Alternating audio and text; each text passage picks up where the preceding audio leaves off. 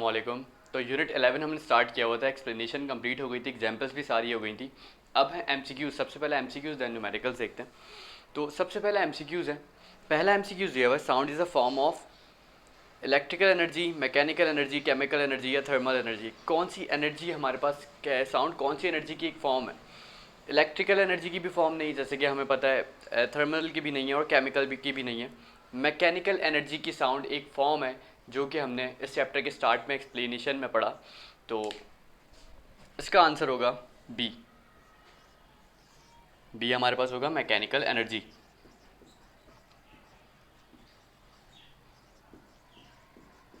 उसके बाद MCQs number 2 है हमारे पास।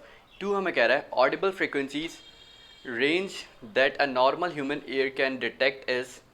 हमने बताना है कि ह्यूमन एयर की जो रेंज होती है फ्रिक्वेंसीज को डिटेक्ट करने की, वो कितनी होती है। मीन्स इंसानों, हम जो इंसानों के कान होते हैं, जो एयर्स होते हैं, ये कितनी फ्रिक्वेंसी की रेंज तक वॉइस सुन सकते हैं। ये भी हमने एक्सप्लेनेशन में देखा था, जो कि थी बी। इसका राइट ऑप्शन होगा 20 हर्ट्स टू 20 किलो हर्ट्स। जब मैंने ये टॉपिक एक्सप्लेन किया तो मैंने बताया था 20 हर्ट्स टू 20,000 तो किलो का मीनिंग भी 20,000 ही होता है, मीन्स 20,000 हर्ट्स है ये। तो इसका राइट ऑप्शन हमारे पास होगा बी, 20,000 या 20 किलो हर्ट्स। एमसीक्यूज नंबर 3 हमें कह रहा है the approximate value of the value of sound in air at 0 degree Celsius temperature is. ये हमने टेम्परेचर के इफेक्ट के टॉपिक में भी पढ़ा, ये हमने एक एग्जाम्पल में भी पढ़ा। तो हमें पता है approximate value of the speed of sound 0 degree Celsius जब एयर के हो, और वहाँ पर साउंड की स्पीड क्या होती है, वो होती है हमारे पास 3.31 हमने पढ़ा था। अप्रॉक्सीमेट वैल्यू का हुआ है, तो इसके सबसे क्लोज हमारे पास है 3.32 मीटर पर सेकेंड। तो इसका राइट ऑप्शन हमारे पास होगा ए। फोर्थ हमारे पास एमसीक्यूज दिया हुआ है। फोर्थ एमसीक्यूज कह रहा है sound travel faster in solid as compare to gases because of. हमने बताना है कि साउंड किस चीज़ में ज़्यादा तेज़ ट्रैवल करता है, सॉलिड में। गैस के कंपैरिजन में साउंड सॉलिड के अंदर क्यों तेज़ी से ट्रैवल करता है? क्यों? क्योंकि हमें पता है सॉलिड के जो मॉलिक्यूल्स होते हैं वो टाइटली पैक्ड होते हैं, और जब भी उनको कोई भी एनर्जी, क्योंकि साउंड एक एनर्जी है, एनर्जी प्रोवाइड करते हैं, तो उसके अंदर हमारी जो साउंड है वो वेव जाके एनर्जी ट्रांसफ़र करते हैं, और एनर्जी ट्रांसफ़र होने की वजह से वो आपस में, क्योंकि क्लोज होते हैं, इसलिए जल्दी जल्दी एक दूसरे में, मीन्स इस तरह का एक स्ट्रक्चर होता है सॉलिड का जिसमें क्लोज होते हैं, और जब इस पर कोई एनर्जी आएगी तो ये एक दूसरे को, जब ये एक वाइब्रेट करेगा तो सारे, क्योंकि करीब करीब में सारे वाइब्रेट करना स्टार्ट हो जाएंगे। दैट्स वाई इसका आंसर हमारे पास होगा सी। सी हमारे पास है solid molecules are packed tightly.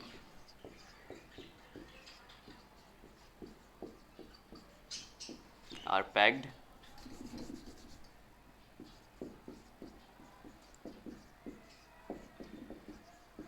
tightly. I think जिसने एक्सप्लेनेशन इस चैप्टर की देख ली उसके लिए एमसीक्यूज़ तो कोई प्रॉब्लम ही नहीं है, क्योंकि सारे एमसीक्यूज़ बहुत ही आसान है। इसके न्यूमेरिकल्स भी इवन बहुत आसान है। उसके बाद एमसीक्यूज़ नंबर 5 हमें कह रहा है the two factors that affect the speed of sound in air are. Air के अंदर साउंड की स्पीड को कौन कौन से दो फैक्टर्स हैं जो इफेक्ट करते हैं, वो हमने पीछे देखा था। एक टेम्परेचर, जो कि हमने एक्सप्लेनेशन देखी, और सेकंड था हमारे पास temperature and humidity.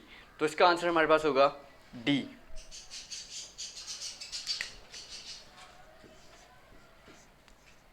Temperature and humidity of air. Next है हमारे पास एमसीक्यूज नंबर 6। एमसीक्यूज नंबर 6 हमें कह रहा है the separation between two consecutive compression of the sound waves.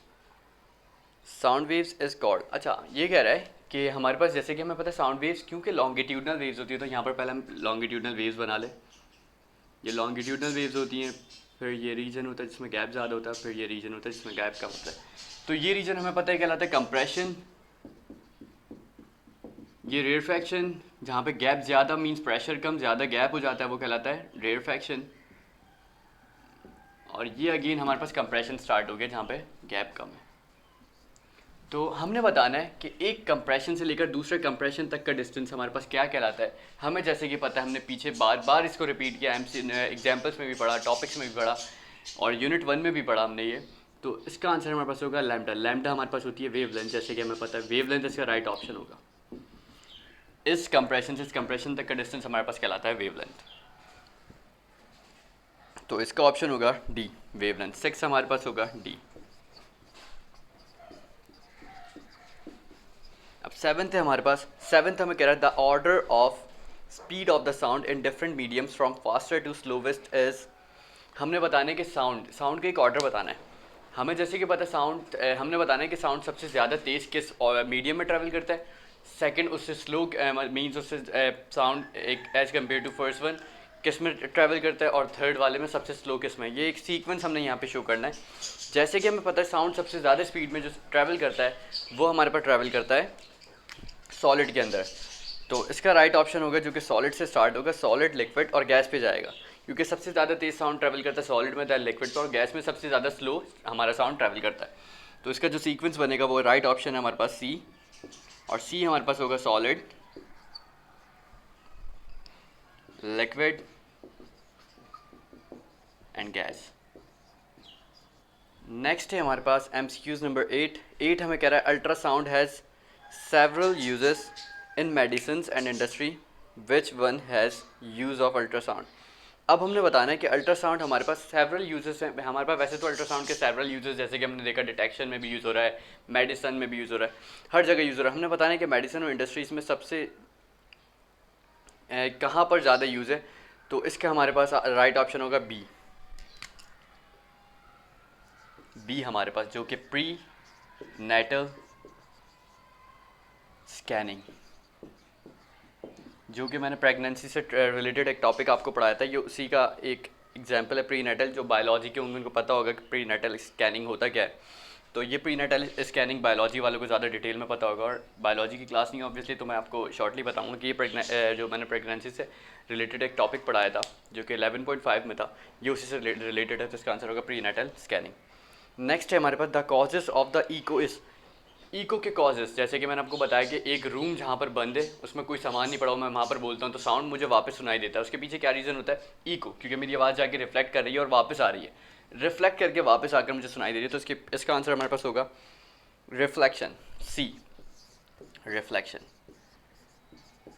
अब नेक्स्ट है हमारे पास, नेक्स्ट हमें कह रहा है 10th कह रहा है which type of wave can not travel through a vacuum. हमें पता है कि कौन सी टाइप ऑफ वेव्स हैं जो वैक्यूम के अंदर ट्रैवल नहीं करती। मींस जहाँ पर कोई मीडियम नहीं होगा वो वेव ट्रैवल नहीं करेगी। मेरी यहाँ पर जो साउंड वेव है वो ट्रैवल करेगी क्योंकि यहाँ पर एयर का एक मीडियम मौजूद है। दैट्स वाई मेरी आवाज़ जो है आपको आप तक पहुँच रही है, या फिर वो वेव प्रोड्यूस हो रही हैं। तो जहाँ पर वैक्यूम होगा वहाँ पर स्पेस की मैंने एग्जांपल दी थी जब ये टॉपिक एक्सप्लेन किया। स्पेस में मैं कुछ बोलूँगा आपको मेरी आवाज़ नहीं सुनाई देगी। तो इसका आंसर होगा हमारे पास साउंड वेव, क्योंकि साउंड वेव हमारी मीडियम रिक्वायर्ड करती है ट्रैवल करने के लिए।